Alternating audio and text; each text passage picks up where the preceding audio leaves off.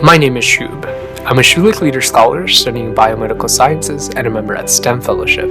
And you're listening to STEM Fellows, a monthly podcast where I have conversations with prominent STEM leaders to spark big ideas. Hello friends, welcome back to another episode of STEM Fellows. This month, I'm pumped to have Anish Verma on the show. Anish is a leader driven to make an impact through quantum computing and by empowering students across Canada with the power of data science in an equitable way.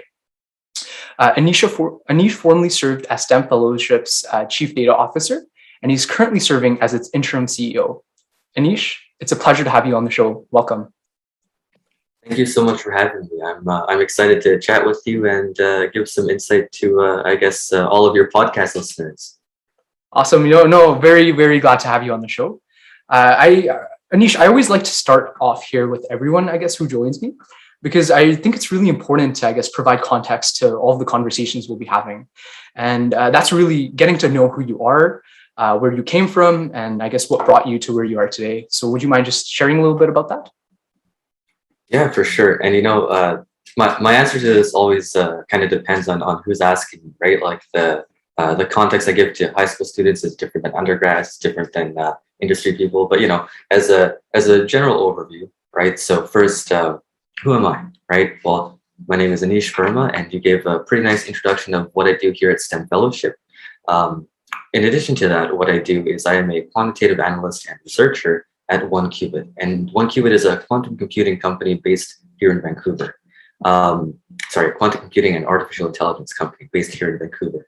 And, my overarching goal with everything that I do is to try to make impact, which I know is a very general statement, but when I say impact, I mean trying to combine every tool that I have in my toolbox, right, to solve any problem that I can, and above all, do it in an equitable way, right? Create accessible opportunities, whether that be by solving problems through science or creating direct opportunities, in a more explicit way for students, regardless of their background. So that's a quick overview of who I am, where I came from. I attended high school here in Vancouver, right? Beautiful city. Everyone should come visit once they get a chance to after COVID. And in high school, I would say that I was not, the most remarkable person. I would say that I came from a pretty average standing, right? In terms of economic or wealth of my family, not the best, right? But I wasn't starving every day. My grades were pretty decent, right? My extracurriculars was nothing stand out, but I had a drive nonetheless. And with that, I pursued it into university. Really applied my hard work ethic, and in university, I feel is where I really blossomed in my undergrad. And I took a lot of initiatives. I did a lot of things, which we can talk about later. And following my passions, I went off to do my master's. And through my master's, I eventually landed a job at OneQubit, as well as my role at STEM Fellowship. And I think that answers all of your questions. Yeah, no, I really admire that. Like the story that you shared there, Anish. Quick question for you: were you born in Canada or were you born in another country? Yeah, I'm Fijian, right? Okay. I love the Pacific Islands. That being said, I think at this point, a Canadian, a Vancouverite is my true identity. But yeah. No, that's amazing. And yeah, I'd love to dive into some of the other things that you talked about, like your involvement with OneQubit and your different extracurriculars that you were a part of as well. So I guess to kick it off, maybe we can start off by discussing a little bit about your undergraduate experience. So correct me if I'm wrong, you were a student at Simon Fraser University. You pursued a Bachelor of Science honors degree, majoring in chemical physics with a minor in nuclear science. Yeah. So with that, can I ask you what compelled you to pursue that field of study? Did you always know that you wanted to study chemical physics with nuclear science, or did it just happen in your undergrad? I think that's a really good question. So going back to when I was in high school in grade 12, right? I was really thinking about what I wanted to do, right? And I found that I had, two persisting passions, and they're quite different, I would argue. One of them was to understand like the natural world, the physical world, in like as fundamental a way as possible, right? Like biology covers, biology, life, right? Chemistry goes a little bit further down to the molecular, atomic, level, and then even below that, right? Physics is where you get into the most fundamental, like this tiny part that you can possibly get to. But the cool thing about physics is that it actually extends all the way up into the biggest possible scales. And that's what I think is really, really cool about physics, right? The fact that it can encompass, without exaggeration, the whole universe and everything within, right? Now, my other passion was actually very far divorced from the sciences, right? It was actually in English of all things. Oh, wow. Yeah, like so. I guess this is more of a. I guess it's kind of a combination of like of philosophy, right? Like continental philosophy and English. But the idea was I really, really enjoyed the idea of being able to, construct a good like an argument and answer these more or less tangible questions, right? And I don't know, I felt so engaged, especially during my like teenage years, with the idea of being able to, use your words, right, in order to have some power, right? In order to build upon, some idea from the very, very foundations of, like of your mind, and bring that into reality. And I don't know, I think that is such a cool concept, and there's so much that you can, do, right? It's I think if you study philosophy or English, right, it doesn't train you, like how to write, explicitly. It tells you how to think, right, critically, as well as how to solve problems at a high level, right? Anyway, so that's where I was in high school, and I applied to a bunch of different universities, right? Each for different programs, and pragmatically. Would you mind just quickly right? like listing the ones that you applied to, if you don't mind? Oh, yeah, sure. So the ones that I applied to were Simon Fraser University, right? For physics, I applied to UBC also for physics. I applied to McGill for physics. I applied to U of T for philosophy. I applied to Brown, and I applied to UC Berkeley for English. So the school that I did not get into was McGill, and I'm still bitter about that to this day. Yeah. They don't deserve you. Right. I was heartbroken for like 2 weeks. I was like, man, why? But it is what it is, right? Anyways, so then what my decision came down to ultimately, pragmatically, was I guess three things. The first was who gave the largest scholarship and would allow me to actually attend university, right? The second thing was, I really had to decide, right? Because I got into programs for both like English as philosophy as well as physics. I had to decide like, okay, like I'm equally passionate about these two things. I would be happy pursuing either. Now it just comes down to, like what is a better path to, achieve my goal of making impact, right? And I feel that, the physical sciences, engineering too, STEM, is probably at the time was the best way for me to envision a path, right, a road, by which I could, like build like these wonderful things that I've done and do, at least in my mind, and try to bring those to fruition, right? Compared to if I pursued philosophy or English, where the impact would be more of a long-reaching goal, I would say. There's a lot more footwork to be done. Yeah. And then the last thing. Okay. Yeah, sorry, go ahead. No. I was just gonna. Please keep going. Yeah. And the last thing that I had to consider was, I guess, proximity to family, which I think it depends on person to person, right? But it's definitely something that I hold close, and I was happy with the decision that I made, and the thing that checked off all my boxes was SFU here in Metro Vancouver. No, that's amazing. And I guess proximity to your family, you were originally from BC as well, right? You didn't have to move provinces. Yeah, that's right. That's right. So my maternal side of my family, right? So my mom's mom, my mom's father, my mom's brother, and my father, right? Yep. Like all are in like BC. The rest of the family, extended family is all over, right? Whether it be Fiji, India, New Zealand, England, Oh and wow, the all over the US. world. Yeah, yeah. Okay. Yeah, no, I really admire that. And I guess it was a similar story for me as well. I had to weigh in several different factors, like I guess when I was applying 2 years ago. And yeah, it ultimately came down to like proximity, scholarships, and I guess really what I was passionate about. And yeah, I'm glad I chose the program I did and really enjoying it right now.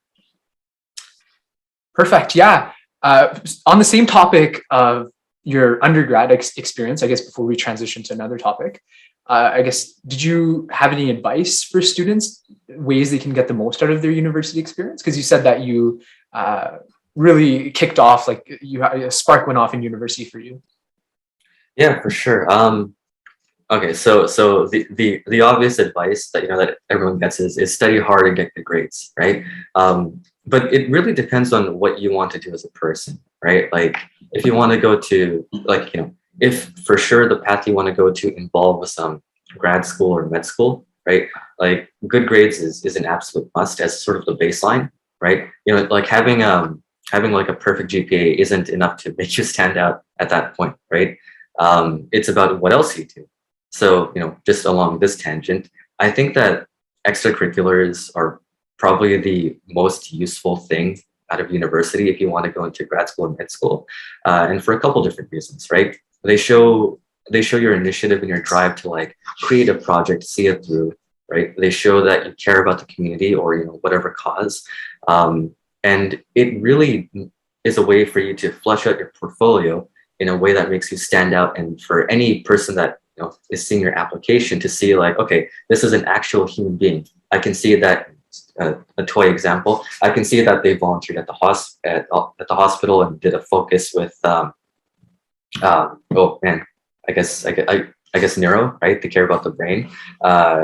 They volunteered for the Red Cross, right? But on top of that, they also pursued their passion in research, where they developed like a research program for their fellow undergraduates, right? Like for me as the person viewing the application, I can build a profile. I can see what they are in my mind, and whether or not they'll succeed in my program. So extracurricular is kind of a broad thing to make you stand out, and something that like everyone should put effort into. If you want to go more the like applied or industry route, right? Like going through a co-op program, right? No matter, even if the initial cost is like a grand or whatever, which is a lot for a student at the time, I think it's beyond worthwhile, right? Like being able to network and build connections gets you so far in the real world, right? In industry. And there are a ton of anecdotes that anyone could point to, right? Like I know people that did their co-ops at like Microsoft or whatever, right? In their first, second year, and they were like, "Oh, that was cool." And when they look back on it, they realize like they didn't really do a lot of work, right? Just because they're young, right? They don't have experience, but they were able to leverage those connections in order to get in order to get their dream job and so on. Now, if you're undecided on what you want to do, right, that's totally okay too. I knew a bunch of people like that, and the ones that found success, despite being uncertain, were the ones that weren't afraid to try new things, right? Like I so this is kind of a tangent, but I really do think that every science student should try doing like proper research at one point, because you never know if you're going to end up like loving it or not, right? And even if you don't, I think it teaches you such valuable skills, right? Interpersonal as well as like technical. But yeah, so general broad advice for students, right, is pursue extracurriculars that you care about, right? that show who you are as a person. Don't worry about showing off to someone, by volunteering at X organization. Focus on what makes you happy and how you want to change the world in your own way. Yeah, no, thank you so much for sharing that message. I'm always trying to tell other people to do the same as well, because I guess I've had personal experiences that have led me to come up with this conclusion about generally just trying to get involved in things that you generally enjoy. And that's, I guess, one of the things that I'm doing with this podcast is, like, I really enjoy meeting up with like other exceptional people, and I guess sharing their stories and giving back to others so that they, I guess, can leverage the experiences other people have had to, I guess, better themselves as well. So yeah, thanks, Anish. Yeah, and you were talking about every science student having research experience. I know that you've been like very active in that field. Would you mind giving us like an overview of some of the different projects you've been involved in, and maybe advice on how students might be able to get more involved with research, like how they can find research opportunities? Yeah, for sure. So I'll do it in that order. So the research projects that I've been involved in have varied quite a bit in scope, I would say, and I think this speaks to a couple things. One, the versatility of physics and what it allows you to do, and two, like trying out new things, leading to good opportunities. So my I guess my most impactful research experience or research opportunity, whatever you want to call it, in undergrad was my time with a professor named Christoph Starosta, right? And what he does is, well, he does a lot of things, but experimental and theoretical nuclear physics, and in particular, dealing with nuclear structure. And what is nuclear structure? Well, everyone knows that everything's made out of atoms, right? And atoms are made out of electrons and protons and neutrons.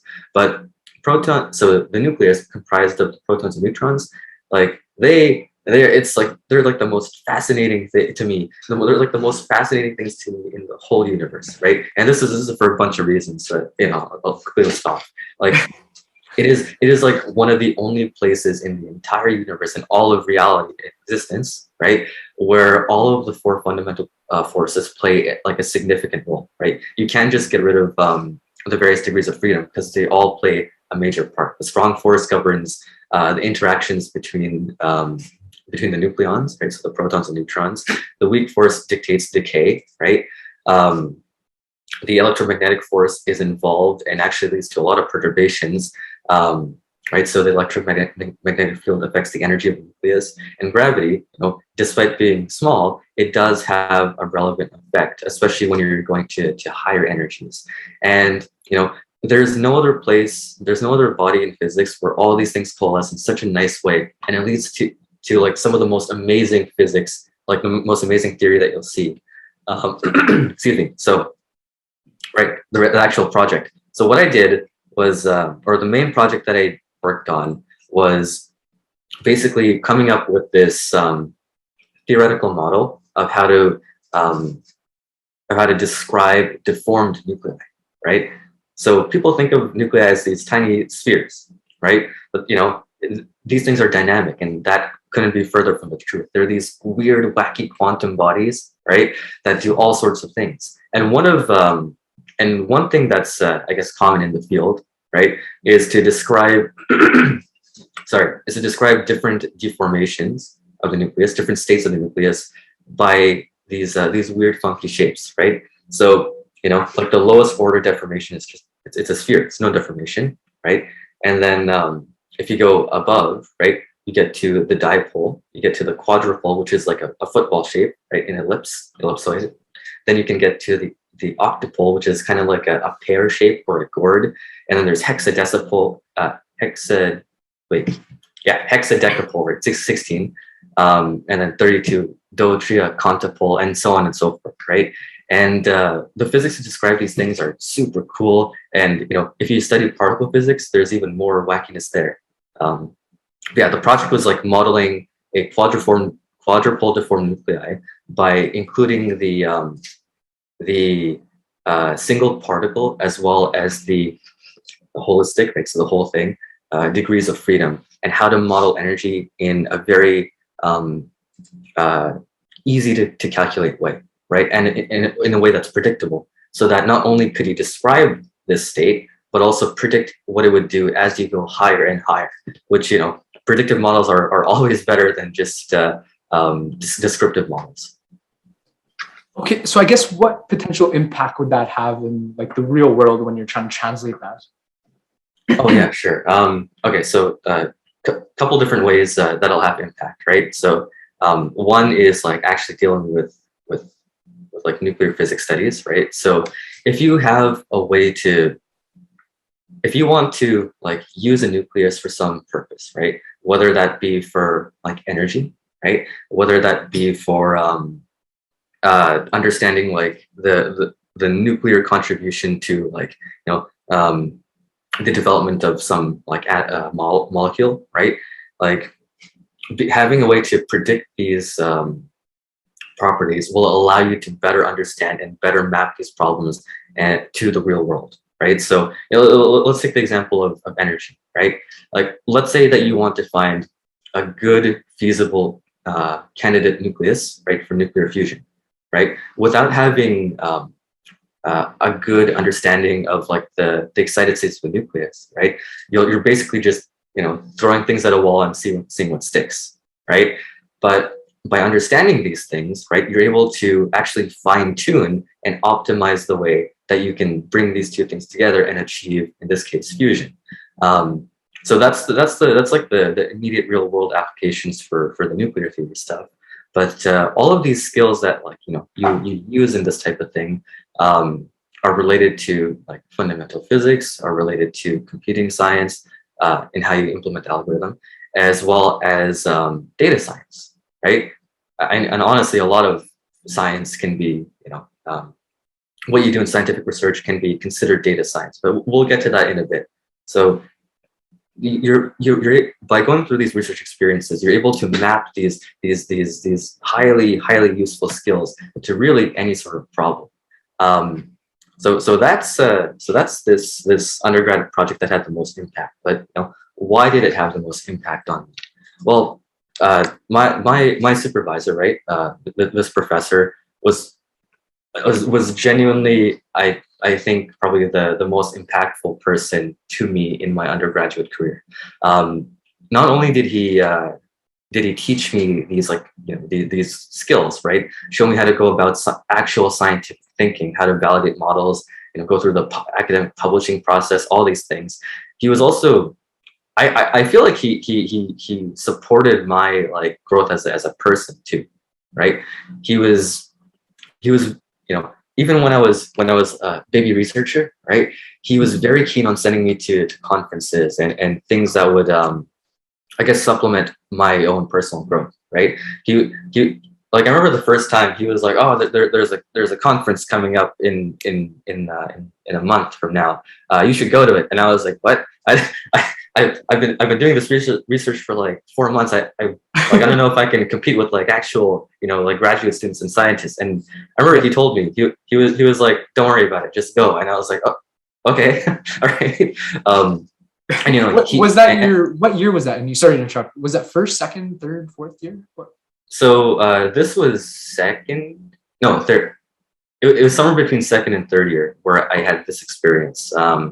But I had a couple other research opportunities before that, but But this they was were really the one. Yeah. exactly. Yeah. Sorry, continue with your question before I go on tangents. Oh no, that's my question. Like, what year was that? Yeah, please go ahead. Sorry to interrupt. Right, sorry. And in addition to like pushing me to go to these things at first, right? He also funded these like my flights and conference prices, and like without that, one, I wouldn't have gotten exposure, right? And two, I wouldn't have, I guess, gotten to interact with like other academics in the field, right? From like other universities, like other country or US, and so on. And I think that was like massive to and it opened up my eyes to what research was in academia.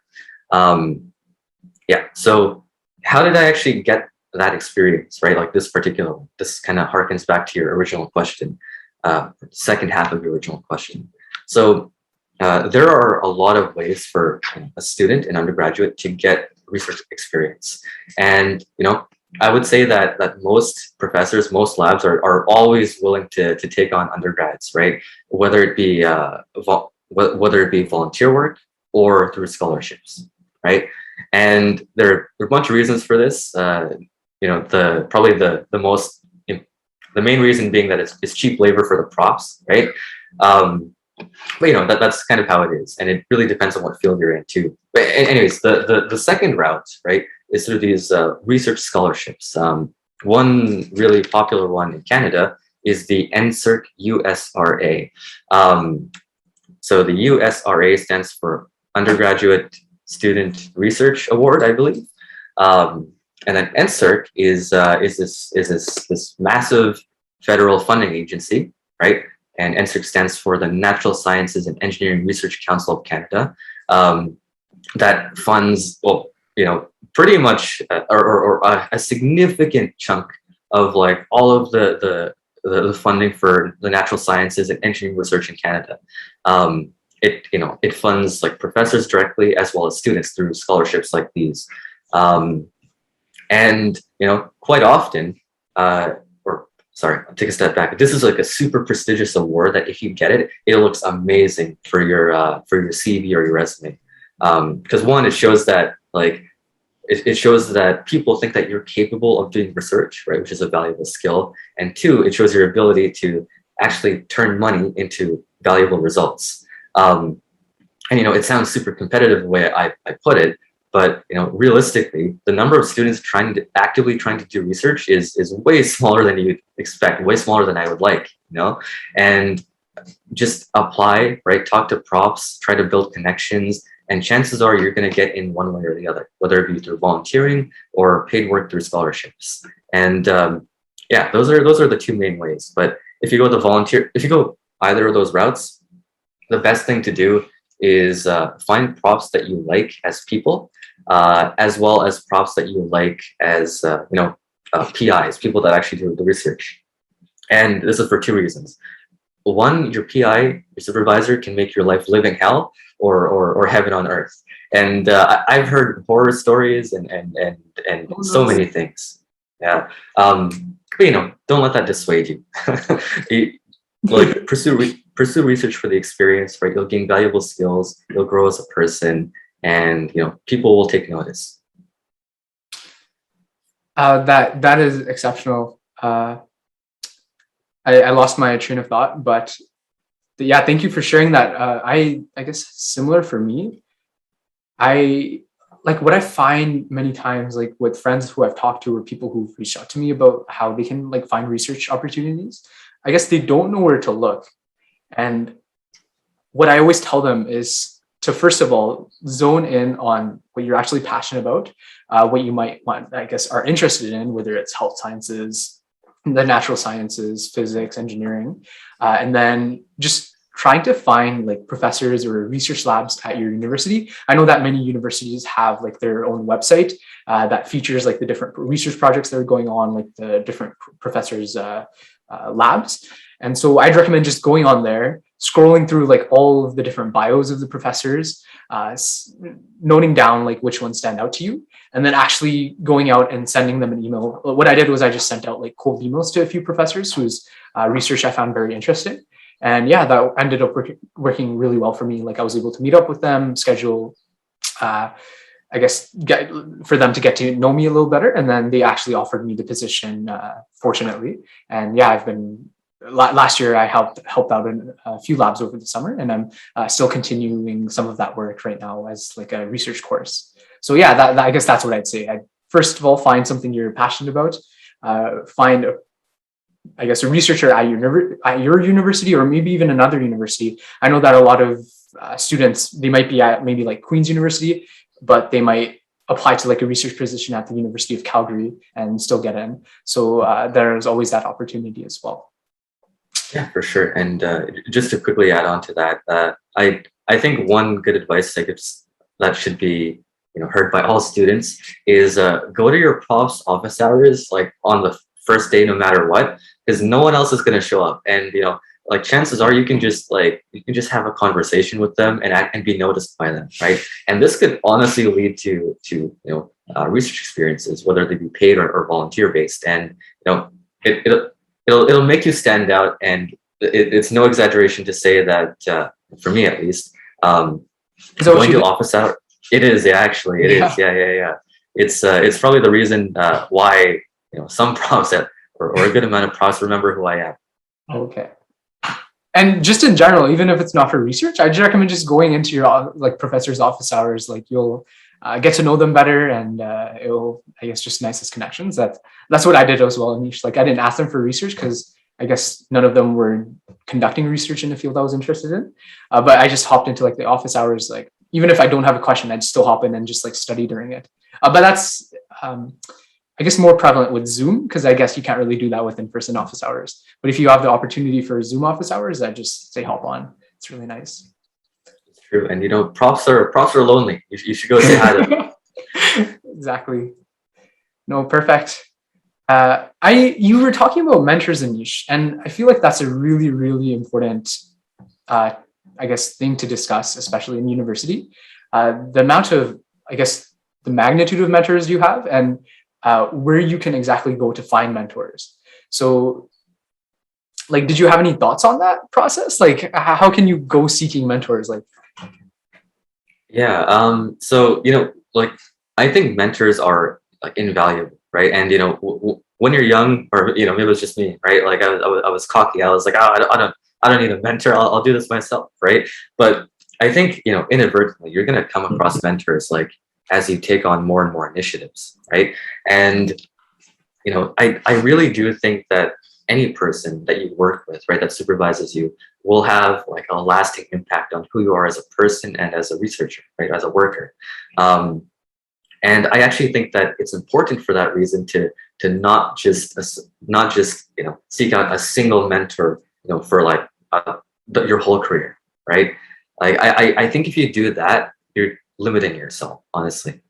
And I think the best thing to do in seeking out mentors, right, is be talkative and be vocal at anything that you do, right? Like we talked about props and going to office hours and just emailing them, right? That's one way of reaching out, right? And chances are they're welcome.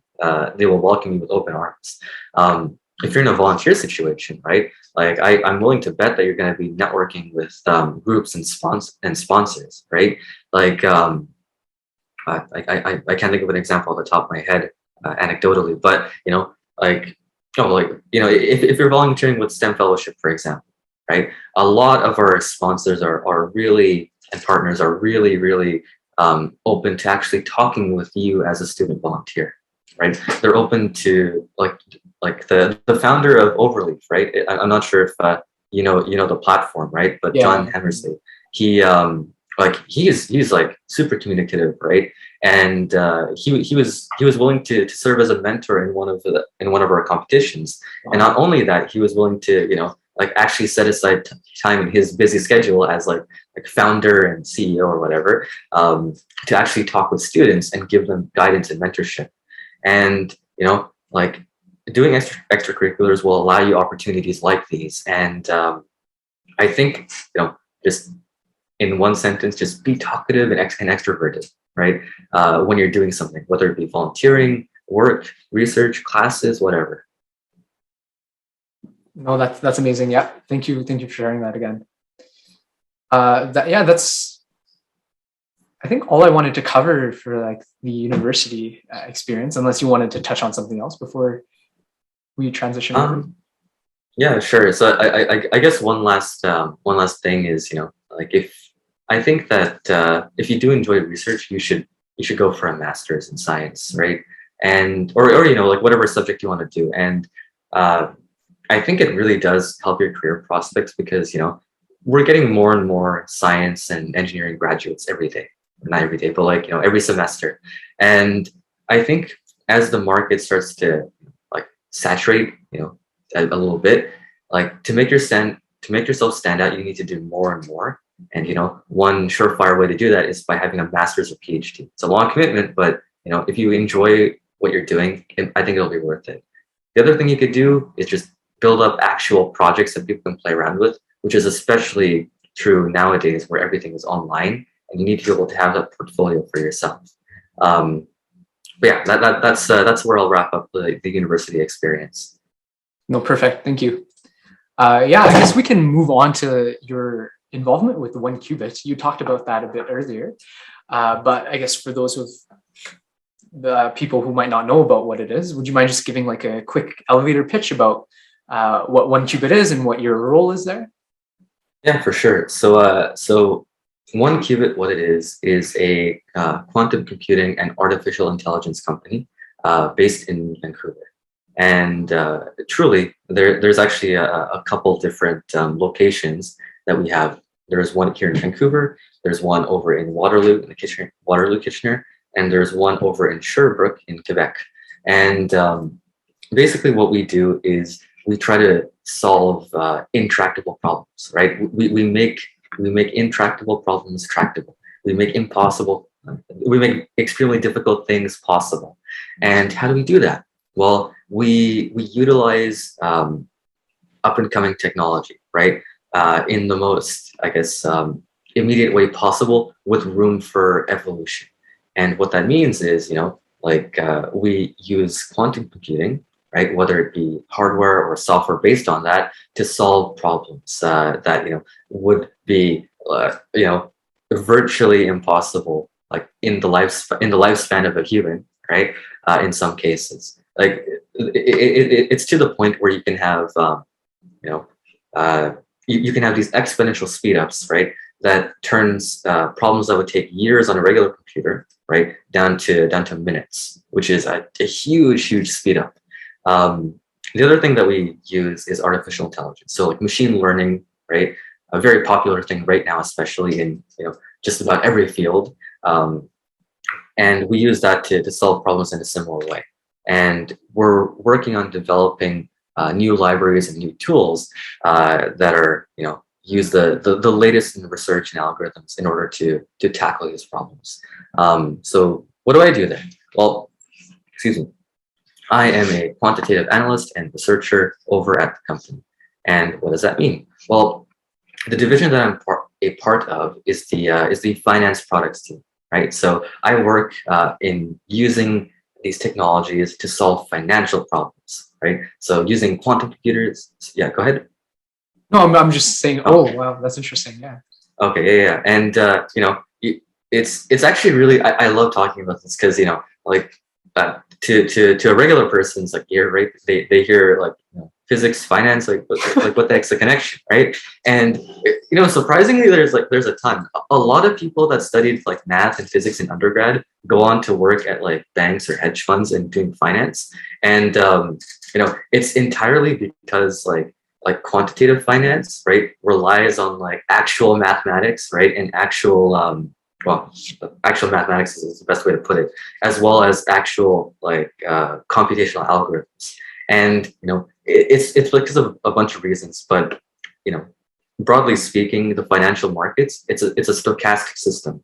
So it's a type of system, it's a type of mathematical system that is very prevalent and ubiquitous in a lot of physics and a lot of like upper level like math. In fact, at hedge funds, you're going to have like quantitative researchers that usually have their PhD in math, building up these models to try to test the validity of models, right? Figuring out different like executions and cool things that you can do, and so there's actually a lot of overlap in the toolkits that you use, but also physics in particular. And this is where what I think is really cool. You're able to use like the physical frameworks that you build to describe things like like atoms, nuclei, right? To actually solve and describe like financial processes. And I'll give one like really, I guess, quick like short example, right? So the theory, right, that governs everything at the quantum level is called quantum field theory, right? And it's basically this it's basically this advanced mathematical framework that allows you to do a whole bunch of things in physics, but that's really all you need to know. And you're able to use this like highly sophisticated like framework in order to like actually describe like financial assets, right? Like futures markets, stocks, and so on and so forth. Like literally describing like these things using the language of quantum physics. What? Yeah. There's actually a textbook. I think it's called like quantum field theory for it might be economists, but I can't recall. But it's something akin to that, where it actually goes through like how to do exactly this. And it's like, if you're in the stage of a student learning quantum field theory, right? Like take a look at this book, and it's like it's super cool to see like that this thing that was designed for like quantum systems has like an actual application for finance of all things, right? Wow. Yeah, no, please send me like the, I guess, reference for that book like afterwards, and I'll put it in the show note for everyone. Yeah. But wow, that is incredible. Like you can use physics and apply it to financial problems is, Yeah, I yeah, guess, for sure. one like layman's version of what you just said right now. Yeah, and no, it's not even the layman's version. It's the exact version, right? Exactly. And that's one of the ways, right? But this has nothing to do with actual quantum computing explicitly, right? There are a lot of problems in finance where you can cast it in a way that quantum computers can understand and solve, faster than an actual like classical computer. Mhm.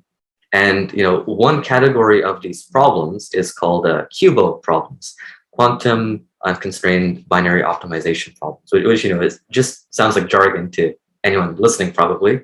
But the fact of the matter is, you can like there are algorithms that work really really well on quantum computers, even in the state that they're in right now, um, that can that can be applied to finance, right? Like portfolio optimization, diversification, like prediction or simulation of stocks, and so on. And it's this really fascinating thing to me.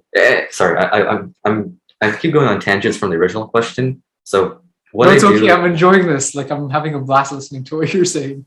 Please good, keep good. going. Keep going. I'm glad. Okay. Yeah, so just to reel it back in a little bit. So what I do is I do a couple things, right? So one is like the actual like research and trying to like apply these algorithms to various problems. And the second thing that we do is we actually have a product out called the CME market sentimeter. And basically it's a smart way of like defining and calculating risk for futures markets. And what I do there is more of the quantitative analytics side, is like understanding how to actually use this data in like a real world setting to like in some cases to make better profits, to hedge risk, to improve trading algorithms, and so on and so forth. So it's like my job is a little bit of a mix of the like research side as well as the more applied side. And then the other like unofficial role title that I have is the head of the academic collaboration and finance program. And yeah, well, so it's more of a marketing gimmick really, because our it's a small company, right? It's like 120 people. Like it's not tiny, but it's a smaller company. And what we do for this program is we actually work with graduate students and professors, right, and in finance, and actually give them the tools necessary, right, to be able to actually use quantum computing in the problems that they want to look at. We've worked with students and professors from the Stevens Institute of Technology, from University College London, from a German university whose name I cannot pronounce, and just to name a few. And it's UBC, right? I totally blanked out on that one. Yeah, and it's right there. Yeah, so we worked with a ton of people and have had like really cool projects, which I'm proud to have helped supervise. So that's the last thing that I do at OneQubit. So I guess about quantum computing and like what you're doing there, like what do you like? Where do you see that field going? Like, what do you think would be the next big thing in quantum computing? Yeah, for sure. So uh, I might be a little bit biased, right, towards the field that I'm in, but I have extremely high expectations that I believe will be met by this field, right? There are so many companies doing like research and actual work into making like quantum computers real, right? You have Google, you have IBM, um, you have One Qubit, you have D-Wave, Xanadu, uh, IonQ, Cambridge Quantum, and a whole bunch of others, right? Not only, sorry, excuse me, not only building the physical hardware for these computers, right? These amazing machines, but also building like software that, developers, right? Software developers can actually use. Because, like a software developer isn't gonna you figure out how to um like actually manipulate a qubit by hand, right? By machine. They need a language to work with. And that's on one side. And we also have like Microsoft, right? Building out like whole cloud platforms that will allow like people like you and me, it's not me, but like the average person to actually access quantum computers from the safety, from the happiness of their own laptop, right? Their personal laptop through cloud computing.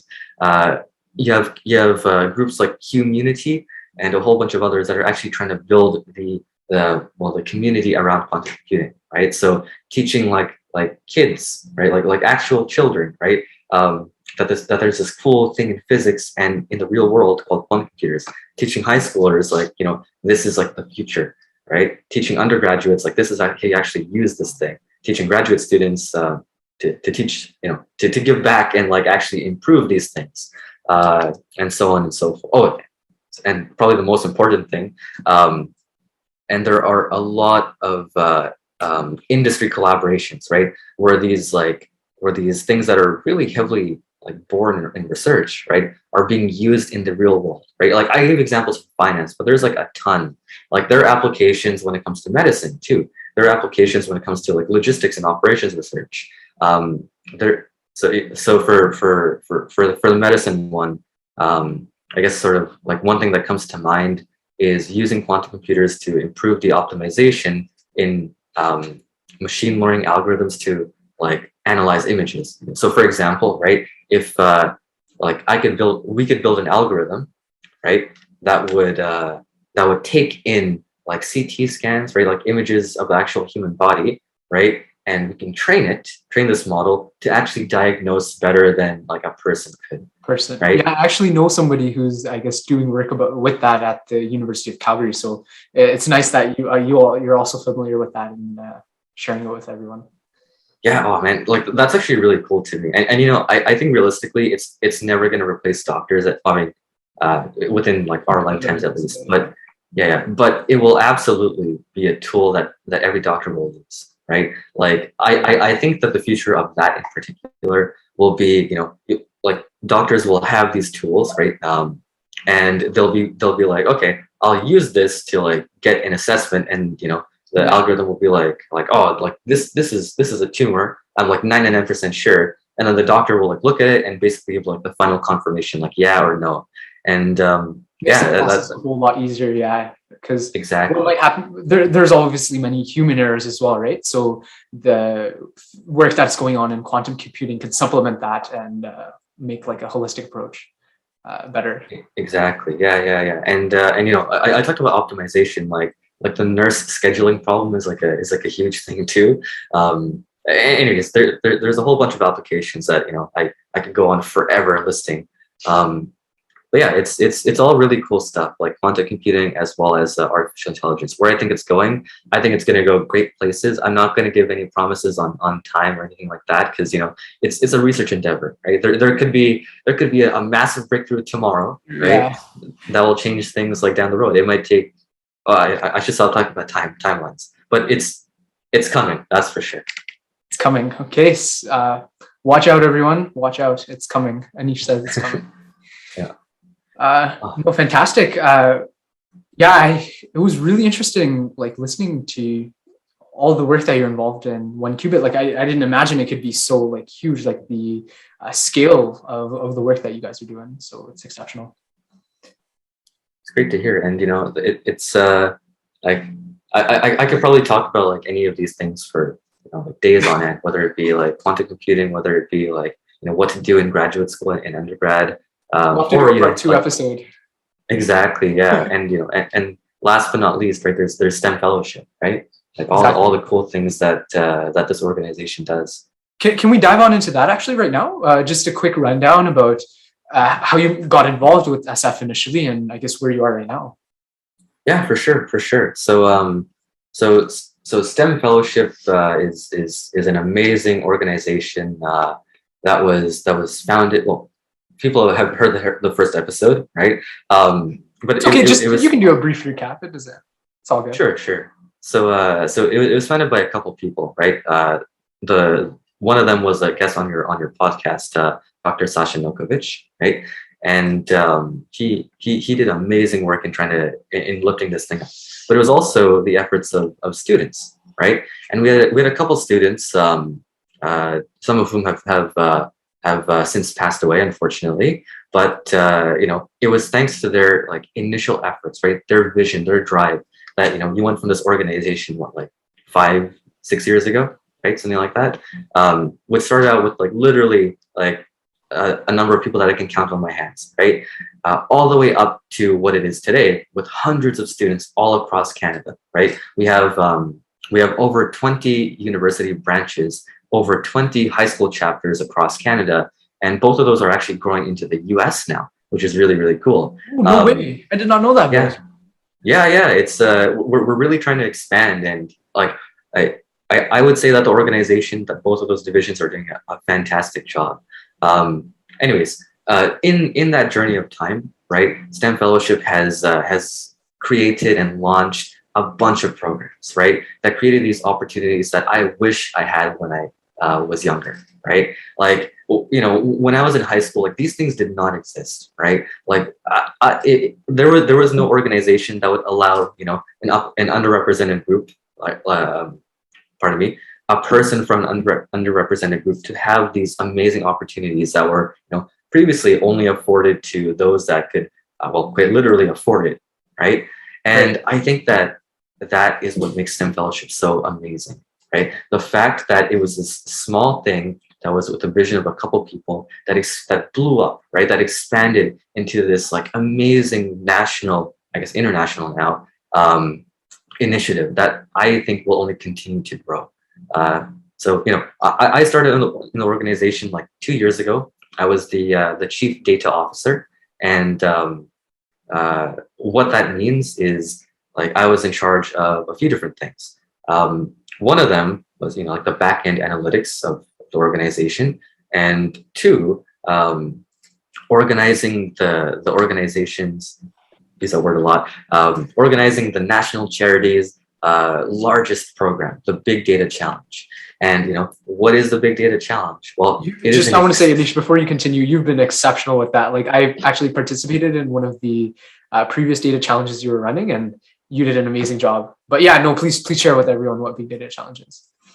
Yeah, for sure. And thank you for the kind words. It means a lot, right?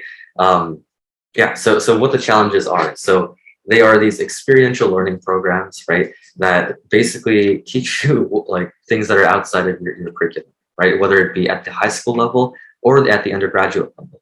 Our high school Big Data Challenge goes over the span of a few months, right? And the goal is to provide students with mentors from academia and industry, excuse me, over the span of a few months, providing them with workshops and modules in order to teach them actual programming and data science skills, right? Because programming seems like a scary thing for anyone when you're starting out, right? Because like you hear about like all these like cool things, and you're like, oh, I'll never learn how to code. It's too hard. But you actually start trying, you get some help, and you're like, wow, it's infinitely easier than I thought. And then you figure out like, oh, wait a minute, I can use these tools to like actually solve like real problems right now.